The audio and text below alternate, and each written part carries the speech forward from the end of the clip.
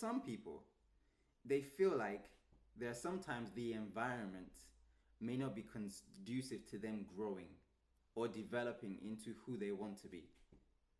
But it seems like for you, especially for the fact that you've achieved so much at 23, that you were in an environment that was able to help you. Okay, if you see like nurture every little thing.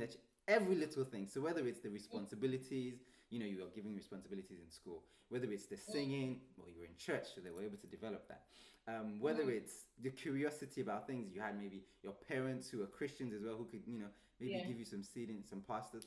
So can you speak to the importance of having a conducive environment? Yeah.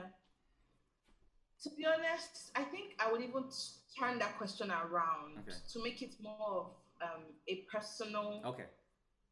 a personal focus. Okay. So there's something that's really dear to my heart, and it is helping people to also remember that your environment does not necessarily dictate what your tomorrow will be. So your environment has a say. So for instance, I have friends and I know people who, let's say, were raised by single parents, did not have um, you know, the The most finance effective that could help them. Mm-hmm. exactly to encourage them, to help them. Mm-hmm. But it's also remembering that your life and your future is not dependent on what your today, or your current situation looks like. So you can change that narrative. You can create something out of nothing currently. Um, for me, I think I've been like, nah, trust, like trust. I think I've been blessed to, find people who genuinely love me, want to support me, want to be there.